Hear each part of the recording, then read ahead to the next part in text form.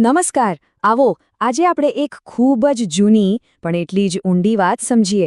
એક એવી પસંદગીની વાત જે આપણને શીખવશે કે સાચી તાકાત કોને કહેવાય. ક્યારે વિચાર્યું છે કે ખરેખર બહાદુર હોવું એટલે શું? શું એનો અર્થ ખાલી લડાઈ લડવી જ થાય કે પછી કંઈક બીજું પણ છે? જુઓ, આ વાત કોણે કહી છે ખબર છે? મહાન યોદ્ધા અર્જુને. અને તે પણ ક્યાં? યુદ્ધના મેદાનની બરાબર વચ્ચે. નવાઈ લાગીને કે કોઈ યોદ્ધા આવું કેવી રીતે કહી શકે?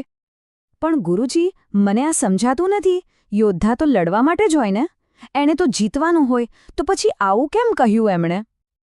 જો બેટા, વાત એમ હતી કે અર્જુન માટે આ નિર્ણય લેવો બહુ જ અઘરો હતો. એમને મરવાની બીક નહોતી લાગતી, ના, પણ એમને એ વાતનો ડર હતો કે જો એ પોતાના જ લોકોને મારીને જીતશે તો એ પાપ સાથે કેવી રીતે જીવશે? વિચારો, એક બાજુ આખું રાજ્ય હતું અને બીજી બાજુ મનની શાંતિ. પણ ગુરુજી, યોદ્ધાનો ધર્મ તો બહાદુર બનવાનો અને જીતવા માટે લડવાનો જ હોય છે ને? તો પછી એમાં ખોટું શું છે? ખૂબ સરસ સવાલ. હવે સાંભળ, ક્યારેક સૌથી મોટી બહાદુરી લડવામાં નહીં પણ લડવાની ના પાડવામાં હોય છે. ખાસ કરીને જ્યારે લડાઈ ખોટી હોય. દુનિયા ભલે એને હાર માને, પણ પોતાના મનને ખબર હોય છે કે આપણે સાચું કર્યું છે. પાપથી મળેલી જીત એ તો જીત જ નથી. અને અર્જુનની આ વાત આપણને એ જ શીખવે છે. સાચી તાકાત એ કોઈ હથિયારમાં નથી હોતી, એ તો આપણા સાચા અને શુદ્ધ મનમાં હોય છે.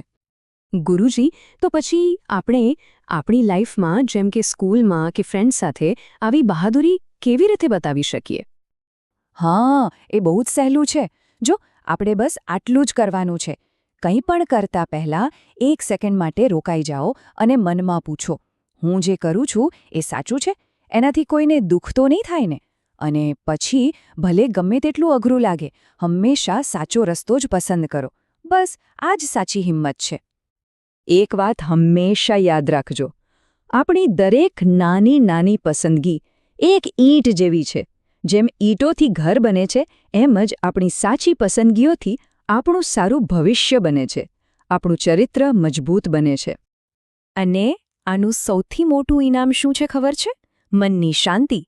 જ્યારે આપણે જાણીએ છીએ કે આપણે સાચું કામ કર્યું છે, ત્યારે અંદરથી જે ખુશી અને શાંતિ મળે છે, એ દુનિયાની કોઈ પણ વસ્તુ કરતાં વધારે કિંમતી છે. અર્જુનને રાજ્ય નહીં, પણ આ જ શાંતિ જોઈતી હતી. તો જીવન માટે આ એક વાત ગાંઠ બાંધી લેજો. ખોટું કરીને જીવવા કરતાં સાચું કરીને હારવું પણ સારું છે. કેમ કે સાચી જીત બહાર નહીં, અંદર હોય છે. અને એ જ સૌથી મોટી બહાદુરી છે.